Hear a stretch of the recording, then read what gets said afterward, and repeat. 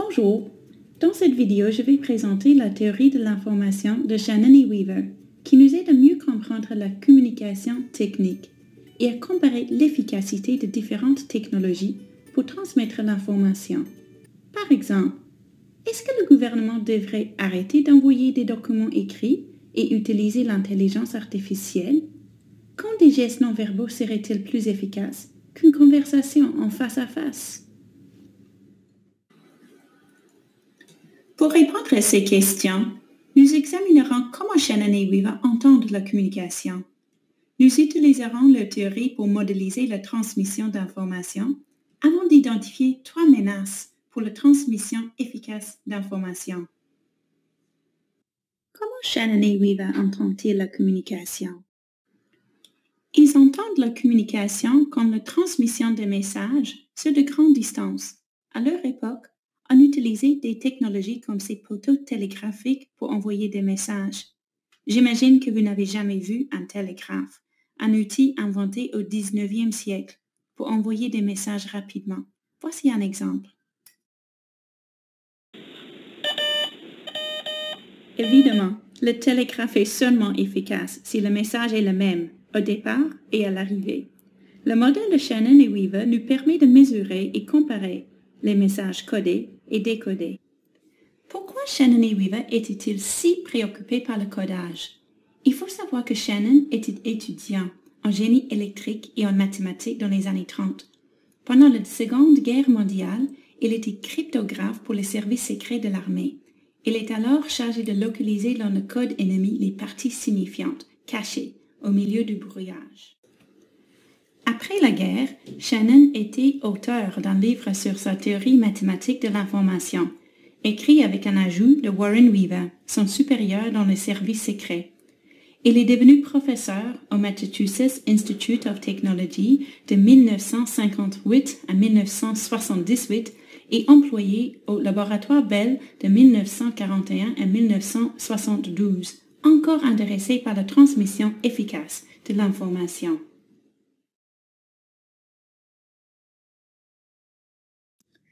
Maintenant, nous allons utiliser une situation très familière pour décrire les éléments de leur modèle et pour décortiquer les étapes dans la transmission d'un message. Claudia! Allô, Christine? Est-ce que tu es là? Es-tu là? Es-tu là? Skype ne fonctionne presque jamais. Es-tu là? Claudia?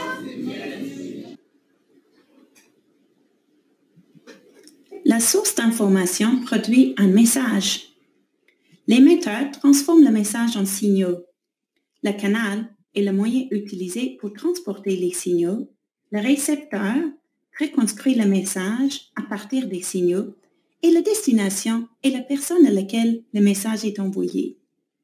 Pendant ce processus, la transmission des messages peut être perturbée par du bruit.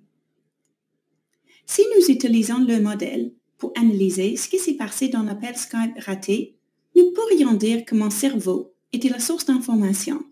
J'avais l'idée de parler avec Claudia à distance. L'émetteur, dans ce cas, était le microphone qui a transformé le message vocal. Le message émis était « Claudia? Claudia, es-tu là ?» Le canal était l'air ou les ondes magnétiques, comme vous voulez. Nous entendons que le message n'était jamais reçu ou qu'il était incompréhensible parce que les mots n'étaient pas clairs. Le récepteur était son ordinateur et elle était la destination. Où se trouvait le bruit? Peut-être le message était perturbé par une tempête de neige. Le problème était le canal. Le modèle nous permet d'identifier 3 menaces pour la transmission efficace d'informations. Les 2 premières menaces augmentent les pertes en cours de transmission. La dernière diminue la vitesse de transmission du message. La première menace est le bruit, que nous allons analyser par le biais d'une courte étude de cas. Nous allons utiliser le modèle pour analyser une interface pour aider les personnes en situation de handicap à accéder aux services gouvernementaux en Australie. Au lieu d'envoyer des lettres rédigées dans un langage bureaucratique incompréhensible, Le gouvernement a proposé d'utiliser l'intelligence artificielle pour rendre les services plus accessibles. Les clients vont interagir avec un avatar qui s'appelle Nadia. Comme vous pouvez voir dans la photo, la voix de Nadia est celle de Cate Blanchett. Pouvons-nous reconstituer le schéma de Shannon et Weaver pour décrire le problème auquel le gouvernement faisait face avant la création de Nadia? La source d'information est le bureau d'assurance du gouvernement pour les personnes en situation de handicap. L'émetteur, qui transforme l'information en signaux, est un logiciel qui génère des lettres officielles. Le signal dans ce cas est « Vous êtes admissible aux avantages suivants ». Le canal utilisé pour transporter les signaux est le service postal. Le signal reçu pourrait être différent que le signal émis.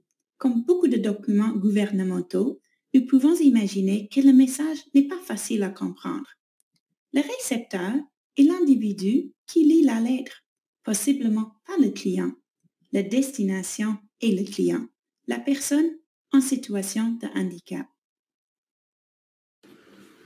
Nous allons à l'instant identifier ensemble les sources de bruit potentielles. Peut-être le service postal perd la lettre. Le problème est le canal.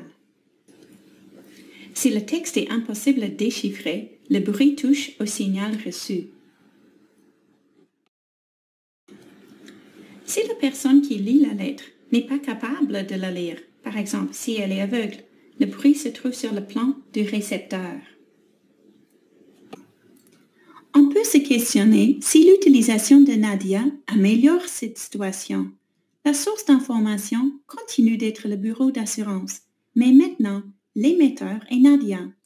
Imaginons qu'elle émet le message suivant. Comment puis-je vous aider? Posez-moi des questions. Maintenant, c'est à vous de mettre la vidéo en pause et réparer le canal, le signal reçu et le récepteur en lien avec le cas de Nadia.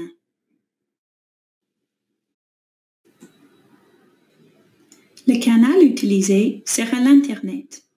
Le signal reçu en langage naturel sera le même que le signal émis. Comment puis-je vous aider? Posez-moi des questions. Le récepteur sera la webcam du client. Nadia semble supérieure à l'ancien système parce que les possibilités de bruit ont diminué. Seulement un mauvais fonctionnement de l'Internet pourrait empêcher une bonne transmission. À part le bruit, Shannon et Weaver ont identifié une deuxième menace à la transmission efficace, un haut niveau d'incertitude où nous avons un excès d'informations. Le message reçu pourrait différer beaucoup du message envoyé. Mais attention, ici il n'utilise pas le concept d'information dans son sens commun. Dans son livre, il explique que l'information est ce qu'on pourrait dire, ou la liberté de choix dont on dispose lorsque l'on sélectionne un message. Par exemple, si quelqu'un a écrit son numéro de téléphone sur une serviette dans un restaurant, il est fort probable que l'écriture sera difficile à déchiffrer. Quel est l'avant-dernier chiffre? Vous avez plus d'un choix, n'est-ce pas? Le chiffre pourrait être un 2, un 3, un 6, un 8, un 9 ou même un 0.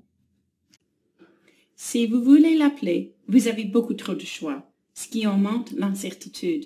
En plus, la transmission du numéro de téléphone de votre ami potentiel manque de précision, parce qu'il y a plus d'informations reçues qu'émises. Pour bien comprendre le concept d'information, utilisons un autre exemple, celui de la plongée sous-marine. Ici, la capacité du canal physique est très limitée. Nous ne pouvons pas parler facilement sous l'eau. Cette limitation a mené à la création d'une série de gestes non-verbaux pour transmettre des messages indispensables avec votre partenaire de plongée, montant, descendant, danger, entre autres. Dans ce cas, il n'existe pas d'autre choix pour s'exprimer. L'information étant très limitée, l'incertitude est minimisée et la transmission du message est plus efficace. La troisième et dernière menace pour la transmission efficace est la redondance. La redondance diminue la vitesse de transmission parce que nous avons une répétition inutile d'informations. Fréquemment, nos messages contiennent beaucoup de superflu à cause de la structure de la langue qu'on utilise ou des exigences des conventions sociales, comme le deuxième E et le S que vous voyez ici dans le mot « manger ». Faisons un exercice pour voir la redondance en pratique. Voici un extrait de la 4e de couverture du roman suédois « Le vieux qui ne voulait pas fêter son anniversaire » par Jonas Jonasson. J'ai supprimé au hasard chaque 7e mot. Mettez la vidéo en pause et remplissez les blancs. Maintenant, mettez la vidéo en pause pour comparer vos réponses avec celles de l'éditeur. Probablement, vous avez deviné la plupart des réponses parce que vous comprenez la structure du français. Cette information utilisera une bonne partie de la capacité du canal, sans ajouter beaucoup de valeur. Notre capsule touche à sa fin. En résumé, cette vidéo vous a présenté la théorie de l'information de Shannon et Weaver. La théorie offre une modélisation visuelle de la transmission d'informations à distance, en utilisant par exemple un télégraphe, l'Internet ou la téléphonie, de la source jusqu'à la destination. Nous avons aussi identifié 3 menaces pour une transmission efficace: le bruit, un excès d'informations et la redondance.